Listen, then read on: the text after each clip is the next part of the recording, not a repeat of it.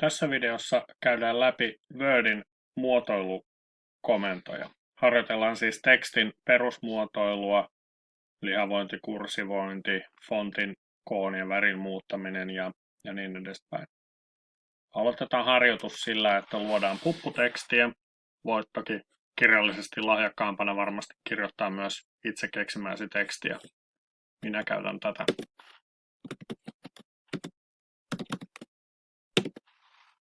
Eli kirjoitan rand 3,3 ja lopuksi painan enteriä. Kiinnitä huomiota tuohon tarkkaan kirjoitusmuotoon.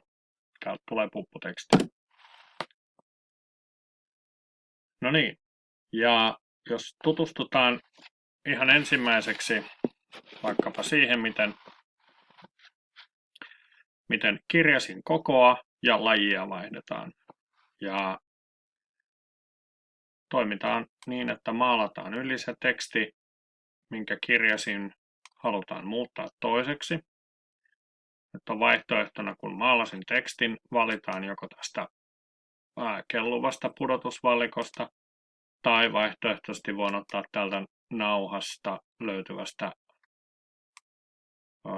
valikosta haluaman toiminto. Ja täältä luettelosta valitsen jonkun soveltuvan fontin. Kokeillaan vaikka tuosta yhtä fonttia. No, ei tämän vaikeampaa ole.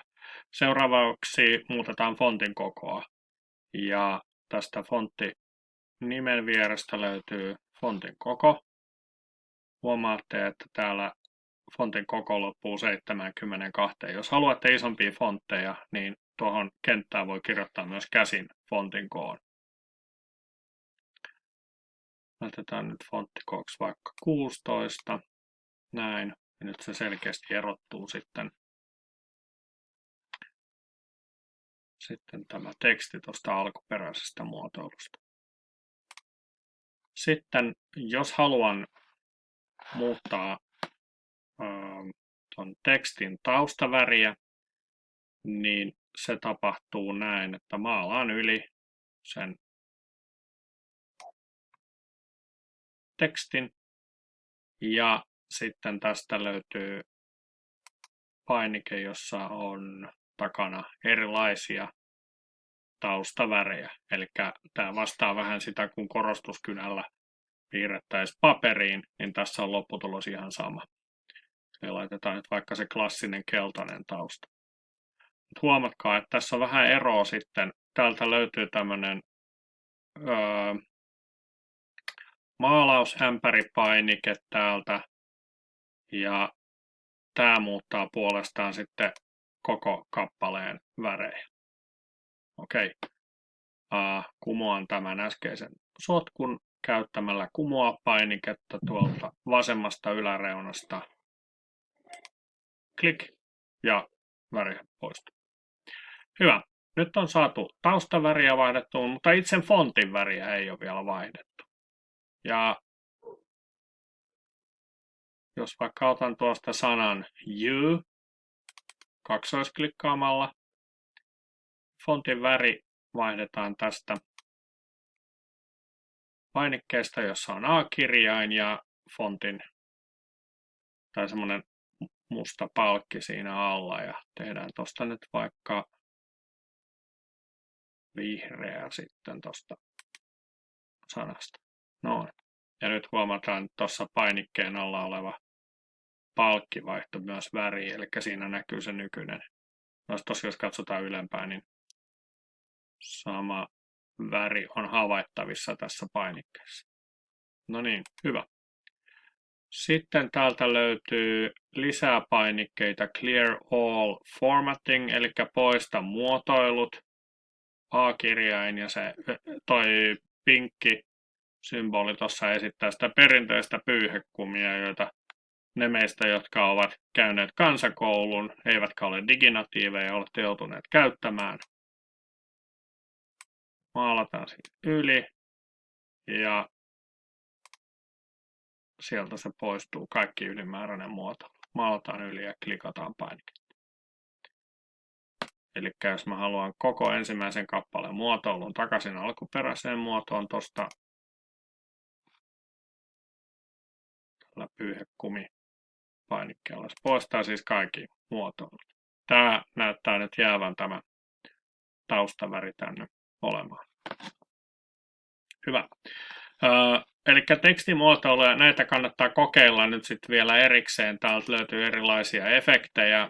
Asiakirjateksteissä näitä harvemmin käytetään, mutta joskus, jos haluatte tehdä jotain mainoksia tai jotain tämmöistä vähän niin sanotusti kevyempää ja hauskaa, niin täältä löytyy näitä korostuskirjaimia ja korostustyylejä ja muuta. Näihin kannattaa tutustua.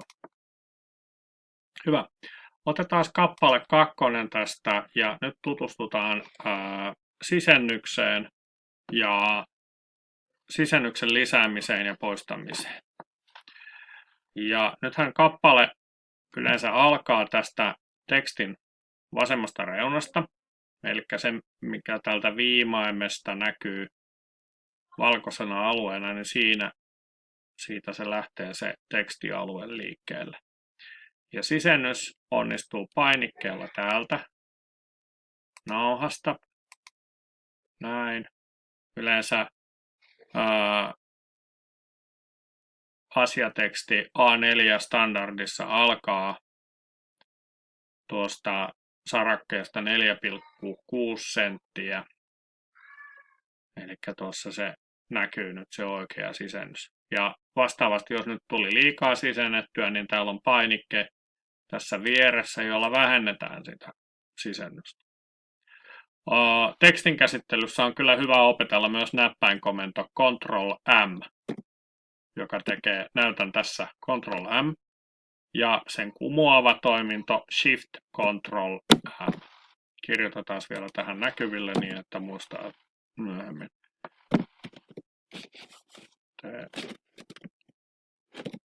Ctrl+M.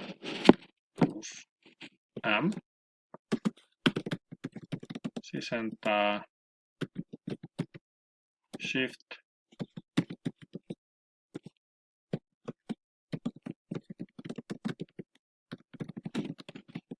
Näin. Tämä nopeuttaa aika paljon työskentelyä, kun ei tarvitse ottaa käsiä pois näppäimistöltä, kun kirjoittaa tekstiä. Eli kokeillaan vielä Ctrl+M, Shift-Ctrl+M. Tästä ihan kappaleeseen Ctrl+M, niin näin näette, että se sisentää ja Shift-Ctrl+M vastaavalla tavalla purkaa sisennyksiä. Hyvä. Muita kappaleeseen liittyviä toimintoja on rivivälit. Tästä löytyy keskeltä painike, missä on noin nuolet ylös ja alas. Täältä voidaan tätä riviväliä kasvattaa. Normaali riviväli on siis 1,0 ja saatetaan selvyyden vuoksi tietyissä tilanteissa käyttää näitä 1,5, 2, joskus jopa 2,5, mutta harvemmin. Eli 1, 1,5 ja 2 on ne normaalit. Noin. Tuosta painikkeesta löytyy ne toiminnot. Sitten mä teen tänne vähän alemmas dokumenttiin lisää esimerkkejä. Katsotaan nopeasti luettelopainikkeet. Eli täältä löytyy luettelo ilman numerointeja, eli täällä käytetään symboleita. Tämä toimii näin, että luettelomerkki päällä.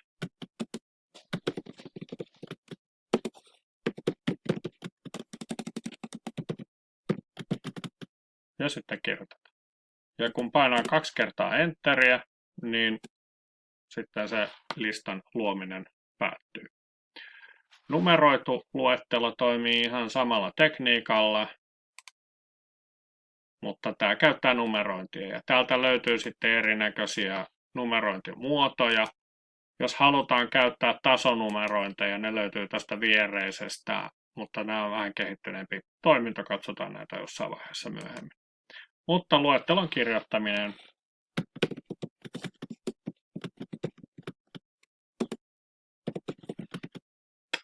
Näin, ja 2 enterin painalluksella niin tämä automatiikka lopettaa luettelon lisäämisen. Ja näitähän voi sitten tietenkin, jos mä nyt haluan siian perään lisää vaikka tuohon ahven, niin painan enteriä. Näin, ja huomaatte, että luettelointi muuttuu. Eli kohtaan tämä 2 siirtyy alaspäin ja niinpä tästä luettelosta tuli 4-kohtainen. Eli näin.